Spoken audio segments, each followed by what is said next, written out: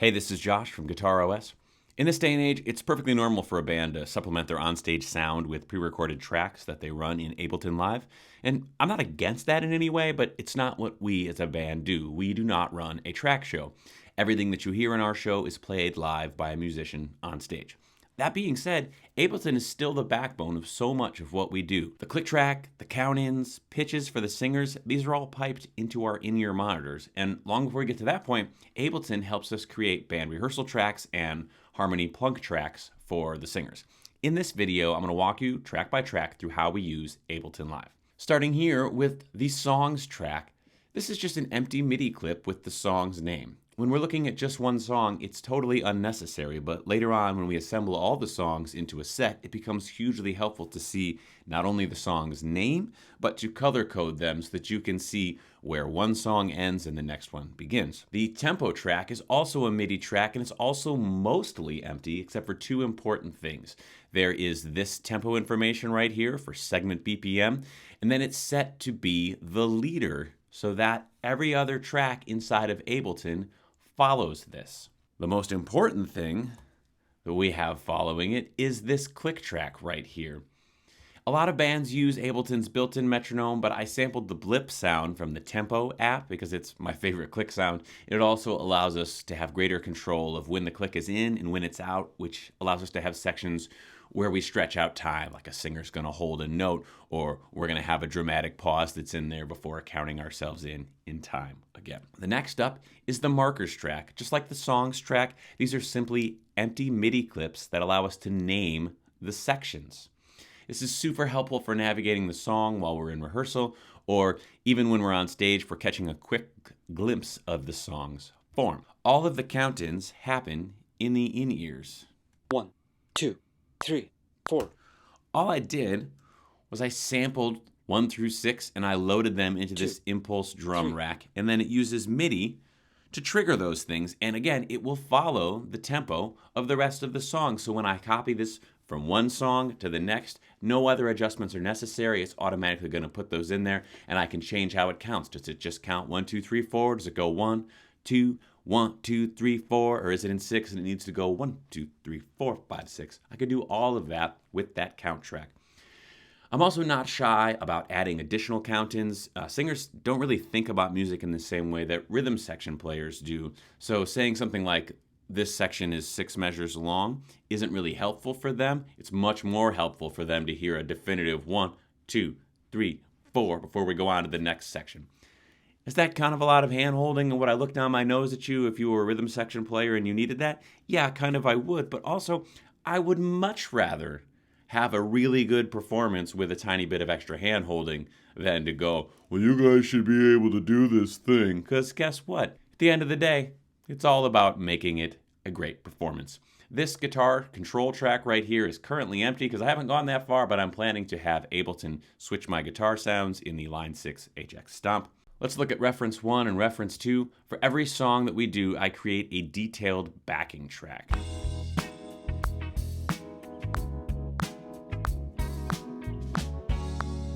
This gives the musicians an idea of what to play, and it gives the singers something to practice with. 99% of the time, we keep these muted like this. We don't want to hear them when we perform. We definitely don't want to send them out to the front of house. We keep them here so we can refer to them in sound check or rehearsal. And note too here that the markers track is key. We can go directly to any section that we're uncertain about and take another look at it.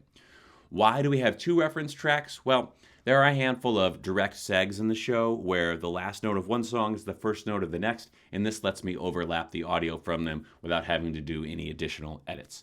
We'll look at these next few things right here inside the context of a full set, but while we're still looking at it at the song level, let me show you these 4 down here at the bottom. All of the vocals are notated in Sibelius, and it's trivially easy to export those files to MIDI and then drag them into Ableton and assign a piano to these tracks, and it's an easy way for us to create plunk tracks.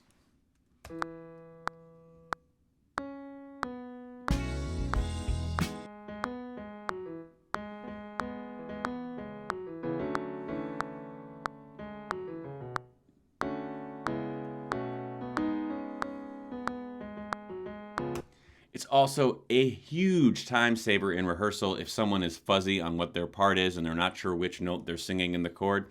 We can just zoom in here. We could solo that one person's part.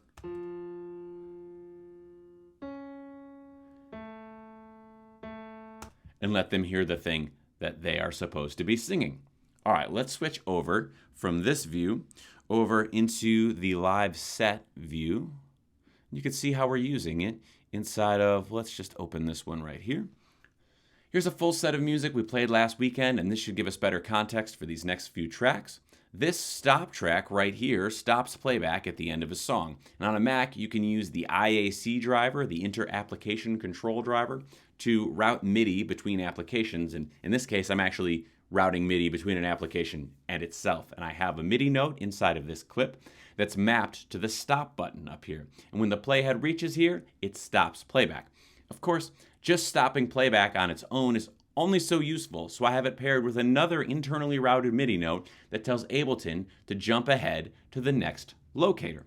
And in order for the two commands to fire at the same time, on this one I have a 50 millisecond delay on the go to next locator. Lots of songs have open vamps, and to accommodate these, I have this clip right here that has a MIDI note mapped to this previous locator button. So when it gets to here, it's going to fire the note, and the global quantize is set for one measure. So it's going to, at the end of this measure, jump back to this previous locator. Let's have a look. You can see every time it gets to here, it begins flashing this thing, and the global quantize sets it up so that it doesn't go immediately. It goes at the end of that measure. It's going to continue doing this. I'm letting it run for the appropriate time. In this instance, the singers are walking on stage, they're getting their microphones, they're getting their stands, sort of square their suits up, and then they look at me, and then I press a button on my MIDI pedal that's mapped to the R. So now when I hit that, 1, 2, 3, 4. It mutes this channel right here. And once this is muted, Ableton is no longer firing that command, and then we get the count in that sets us up for this hit, and then we begin singing right here. And I put this count in here just to make sure we don't get lost in the form. Let's take a look at this pitch track right here. We used to have the piano player give the singers a chord or a note, but these days we let Ableton handle that too, and I've just programmed the notes that they're gonna sing right here into this MIDI clip, and I have a grand piano set up on this track, so when we hit play, 1, 2, they're getting 3, that piano chord 4. here, and even in this instance, I'm giving them this little preview of what they're about to sing so that they really feel comfortable and confident. And with that in mind, we could take a look at this one that's marked click 2. Oftentimes it's important to hear the feel alongside the tempo. So not just 1, 2, 3, 4, but 1, 2, 3, 4. And that's doubly true when you're asking singers to carry the time. So for a cappella tunes like this, I'll go in to Logic's drummer and then create a drum or percussion track that they can play along, they can sing along with. 2, 3, 4. Again, this is not being played in the front of the house. This is just in our ears, and it's just there to make sure that the singers feel comfortable and confident, and they can focus on matching their pitch and matching up their timbre with the other singers. And even here where the band comes in and there's not super clear transients, I added this little bit of shaker and these little snaps that are in here so that no one loses their place. Anyways, that is how we use Ableton Live out on tour with a band. Even though we don't run any tracks to the front of house, this is the things that we hear in our ears. Hope this is helpful for you. Take care.